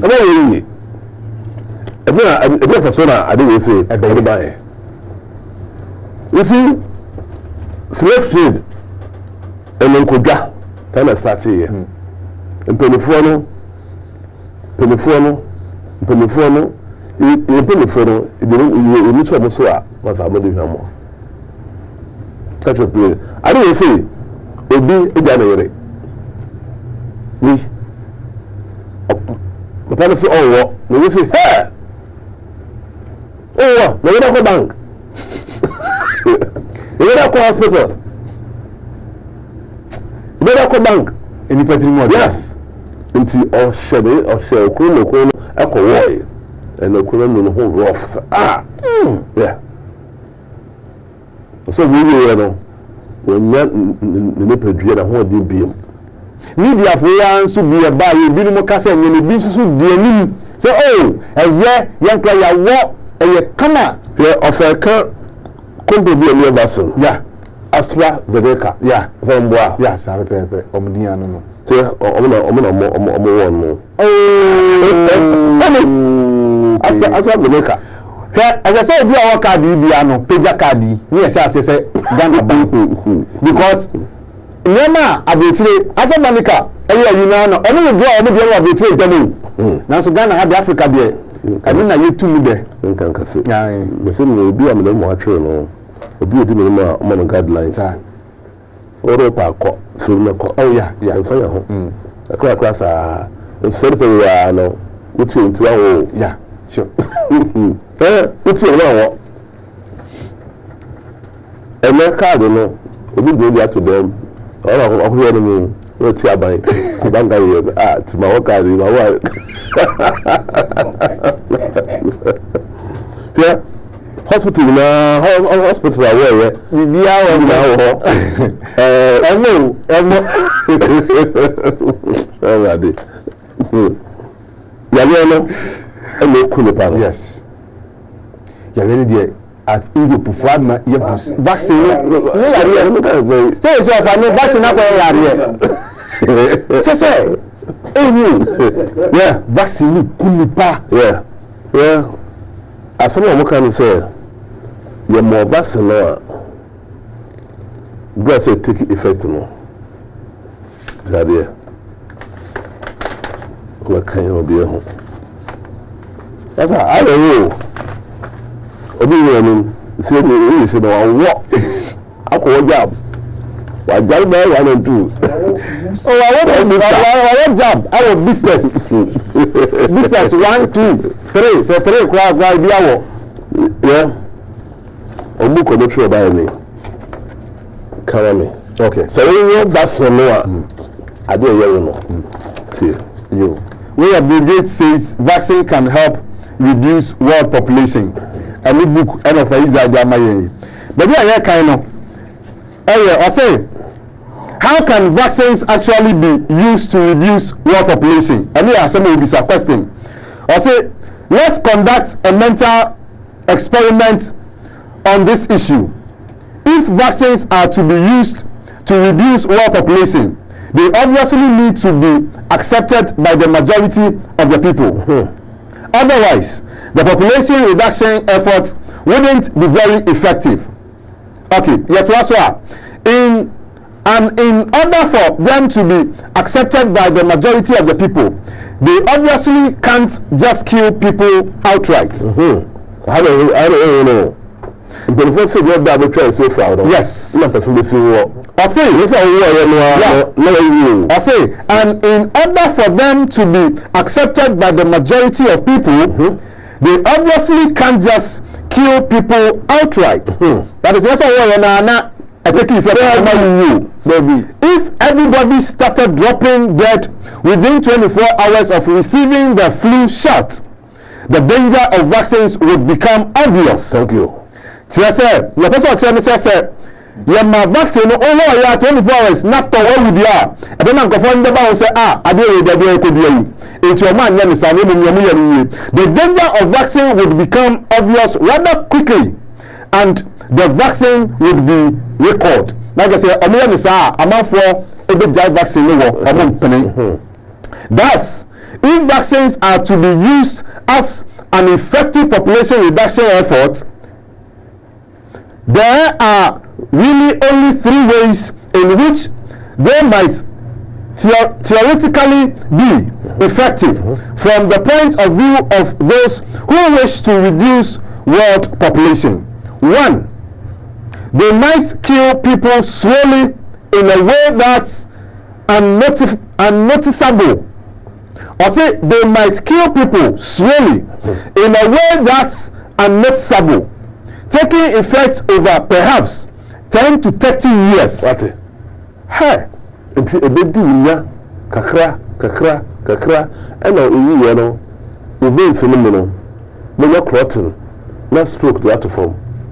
Somebody will talk account 20 now. I don't want to say is epidemic more Ghana no. You can't wait at all.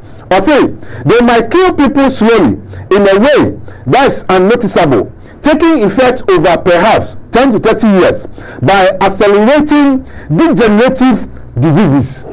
And anyone was say vaccine HIV say Ghana almost say epidemic more the beer.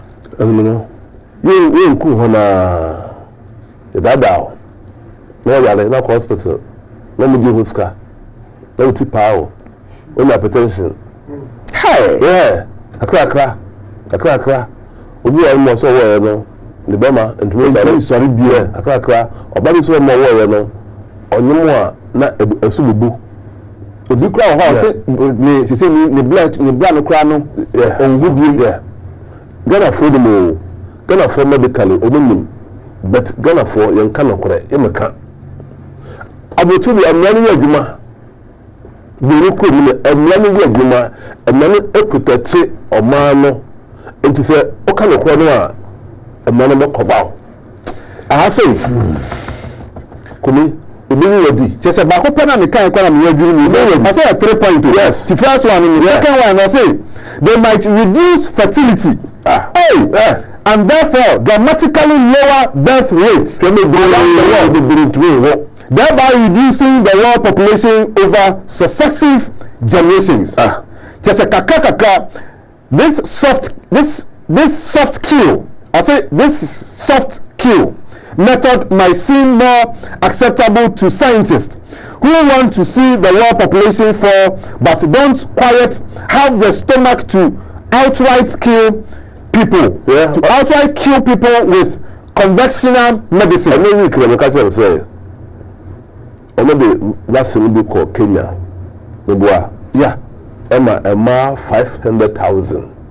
Man be a developer, investor, or London, of Kenya. Now, Oba, now be see down Hasi. Therefore, Oba, no, also the prime area. We see that now, to me, price to me, a quantum. You this uncle, man, I said, of a 4 man, you know, a trauma war. It's also true. Why not? I say, a soon can see a power Kenya. You soon can see a power Kenya. I say, no, of a 4 man, or man, you know, if a trauma war. Now, I say, there is already evidence that vaccines may promote miscarriages. You know, so a man say, a man was so a bubu, no true. 3. They might increase the death rate from a future pandemic. Theoretically, widespread vaccination efforts could be followed by a deliberate release of a highly virulent flu strain with a high fertility rate. They say, say, what would be our what the point of free? I say, this is bio weapon. Yeah, the point of free. I know from a video about me. Now, my mama for Akai is a 2 year India for a 2 year no. Only video 2. Okay. Yeah, no, no, 5 years. Kai say, any power, and we're going to test Kelesano. Video 2. Video 2. The battle, Monfa and to Mayan, of Israel video 2. Monfa to Mayan, now, Abusian for a man for a fee. Hey, yes. Yeah.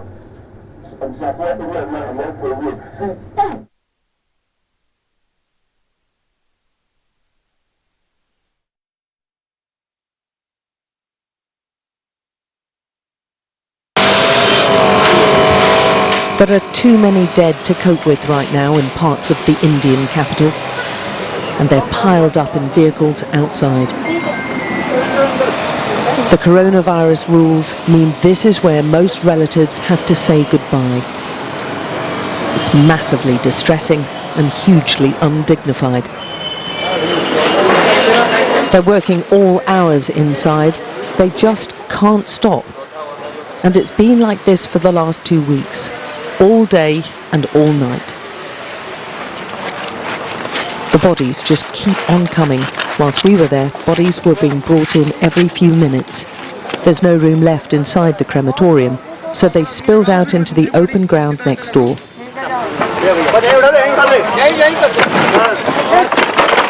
Coronavirus has ripped through this city, and they're rushing to keep up with the devastation it's caused.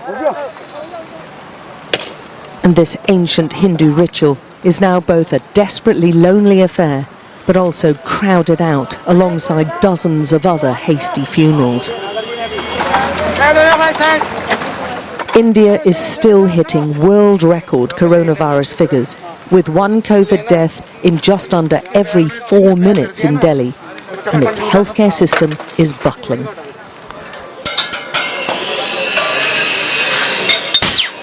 So those with sick relatives are doing everything they can to keep them alive, queuing up to fill up their own oxygen cylinders.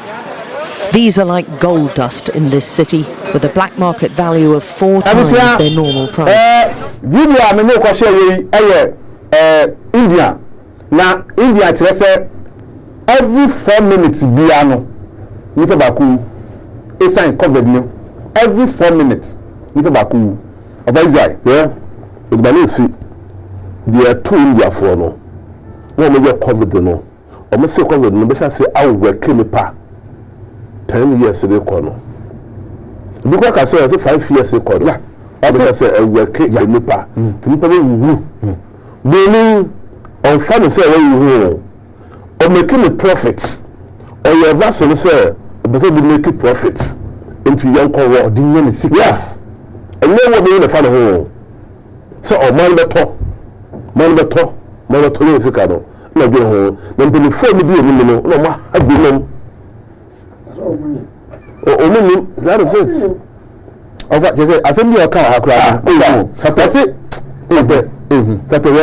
Obi or kind of more be a bit more a system, which one, yeah, crackers. So, which one you say, bois, what do you now? What can you guys do? Now the challenge is let's see a bit more dear, a bit more or bit more washing system, a natural medicine. About washing system, second crack, I'm not for Yale. Papa, not for Yale. You see, no, the fair number for Ajumba say, the buyer, a woman, yes, because you say every 4 minutes be any pain. It is Yasioma, I'm going to see your way. We only go to call, yeah, we need to see car. Come to the so make it profit. So by the you on the Anian AstraZeneca, that's by 600,000. Only you India. The partial information, AstraZeneca vaccine is a big bag Ghana. India. If you are in India for a while, when you have to Ghana.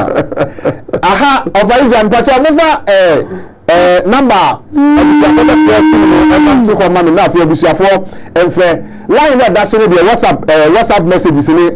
As an offer, the Pacha meeting me and picking. It's more far and to Somalia enough.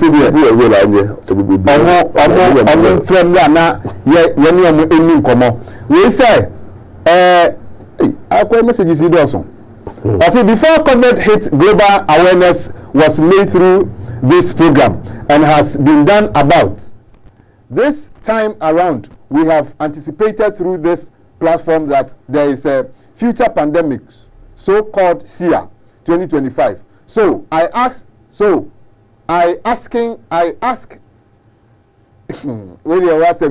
is there any engagement between the government and the jurisdiction against pandemic? Mr. What for Mr. Pia. Therefore, after Abajima de Sudini Fakwa Frefi. Good afternoon. If I'm Albert, make a self already. Make a show you too. Program Yana, a damn person make us Kakra. You too, pa. Maybe in time, no bomb or Basuni, Mata, Moye. Yeah, that's so for Tokudakwa. Major and Chian and saying now Chiamanian. Medasi. They said, yeah, executive researcher. You director and the researcher. Come on. Yeah, that was a near Jumamoya. Now, a program here for COVID vaccination. And what's a number Seneca? Me pato Ethiopia, Yanko. Say, district to do a region 1% of good. Ghana Health Service workers, our COVID team workers. Omone nama yante die say the gobi huna be da so vaccine no. You say awa medrem say job 8 to 6. Agro. Omone nam. Ena meaning say financial benefit abainya. Intina bisi no moda so won na say sen den shadan tiasie. Yo.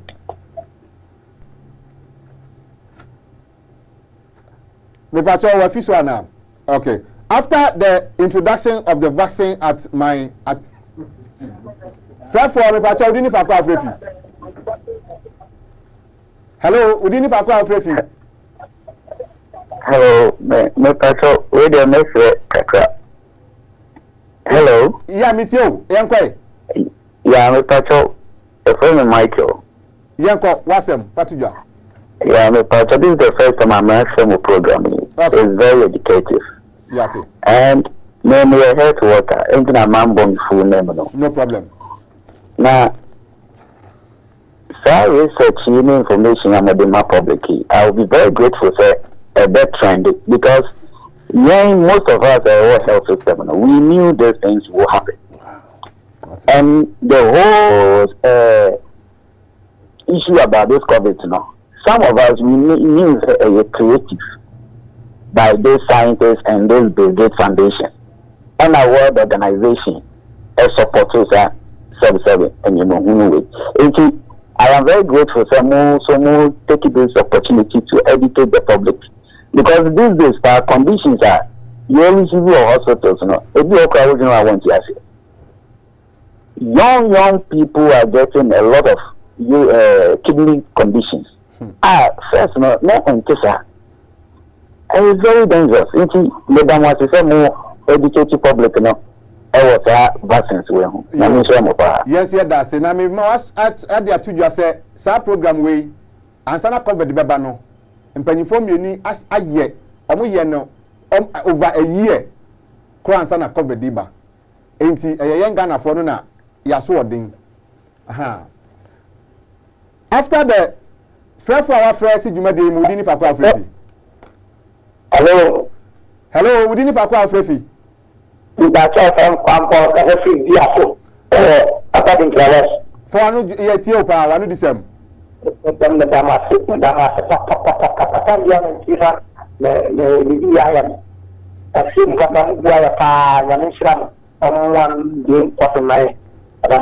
Yes, that was it. I say after the introduction of the vaccine at Atebubu, the movement of the hospital ambulance has increased almost 5 times in a week. Thank for our friend Abajuma de Sudini Papa Frefi. Hello. Hello, Udini Papa Frefi. Hello. Udini Papa Frefi, Otieno wa number you never saw. Hello. Me pato me mam you no bia wo. Hello. Kasa, yeah, because Otieno ho. Ofra dum o TV no na ne yen kasa frɛ for afrɛ udi ni fa kwa afrɛ fi but me the first TV ko no ko wa me je jamu awa me tie o pa yo yaso ya tie ko so me tie o ma dan kwa ne ko ni a tie ko de ka dun kwa no fi ni dada yo I think that was the question me the best thing so we can repeat program me be so sound the name di mwaye aha and the message me we are my friend na maybe the ways me no almost share me yeko wo if the problem no me show me experience with in we are not from you di hon komo wa ti o mo problem tan me repeat me na me sound in ti and ya mwaye the was very yo yate please, I have taken the COVID vaccine. What should I do now? I have taken the first and the second. Friend for our friend, but you might do so. Udini Fakwa Frefi. Hello. Hello, Udini Fakwa Frefi. I'm a Catastrophic party. Yeah, what do you say? It's a Catastrophic party. Hey, for us, until then, I will yet you. Ejimara mo yani ayegu. If you have my friend, you so I was so proud now.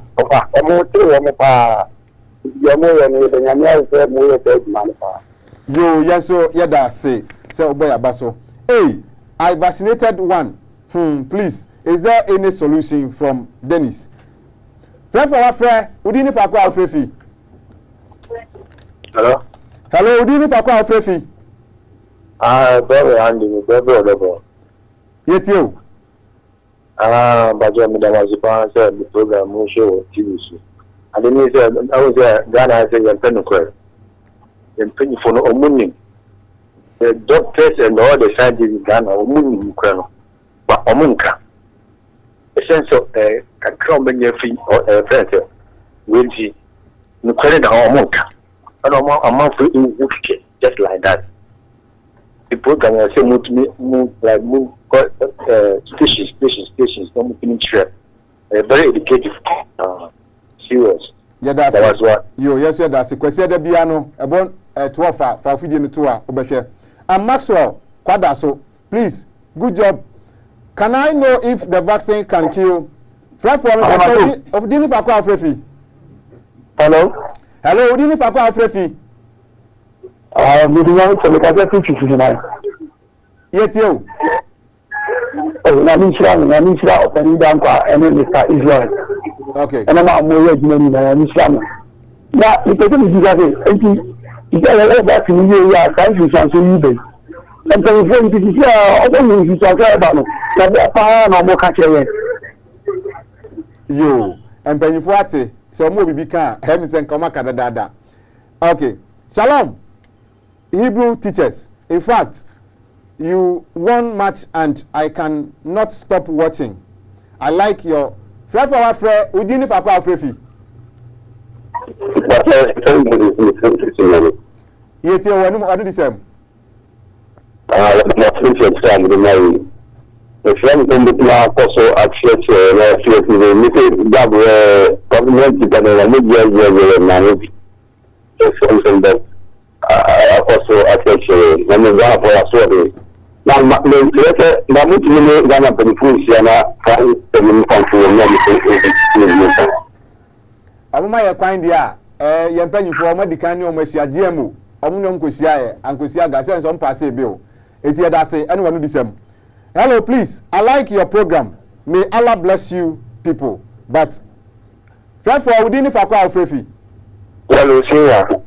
Hello. I can see Action Central. I can see Action Central Konongo. Yetio. You with health worker. Now your assessment program.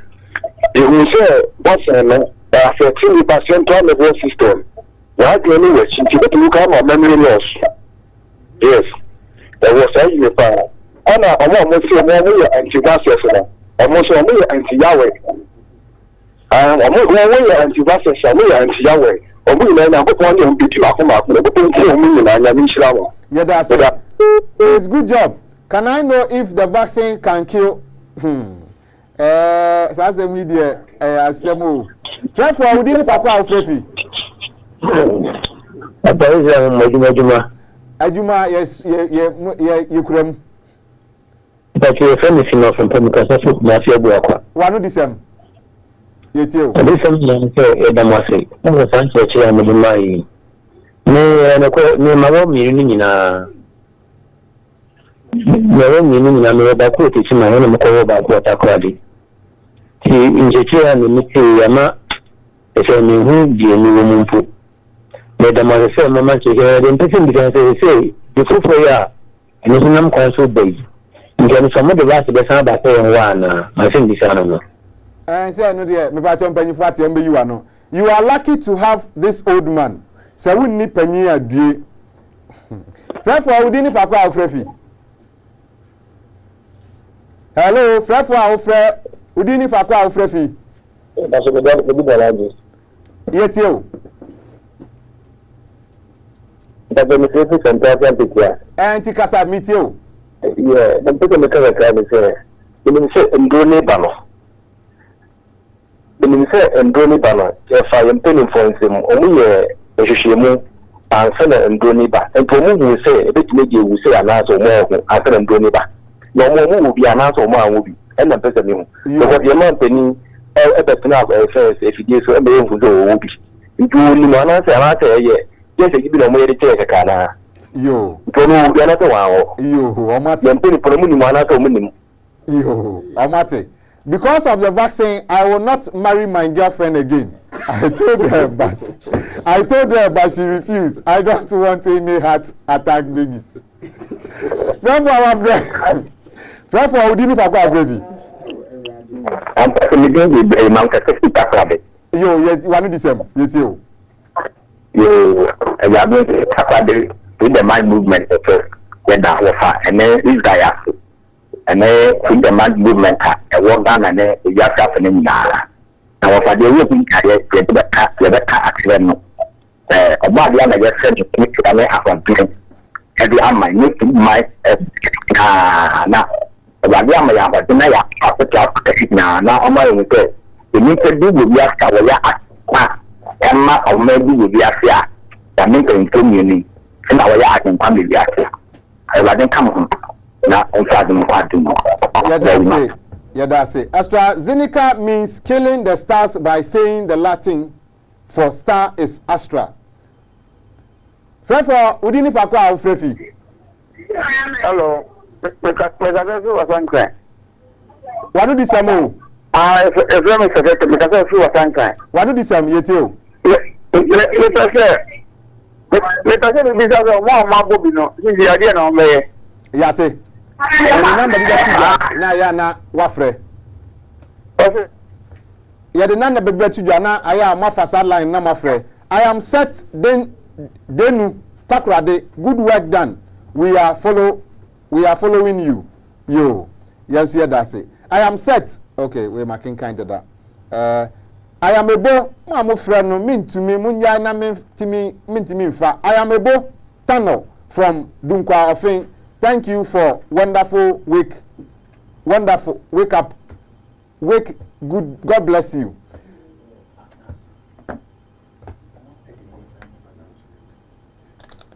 Me pamucho abusia kaswa for kaswa branch senior ye ne da no say Saturday yesia na yesia wo Zion School ebo nondu pepepe 10 am sharp na ye di asiem na say no ne aye ne say kaswa for ye be 2 weeks aha kaswa nhiem no empanyifo aye ne say e be 2 weeks anunti mu bia ne Sambia person bisa no be phone number 0244 888 910 0244 888 190 ofra mpacho nchirem bi ho a ye de be ma o aha ana bre be ma ye kwan ama ye de dwumadie ni nyina aba na wie ye empanyifo mienu a e kan me ho e ma dwumadie ye tumi e de somu e ye ofa ye opoku dankwa a o ye executive director de ma eku FN Freedom Movement ore ne ba Israel Nkrumah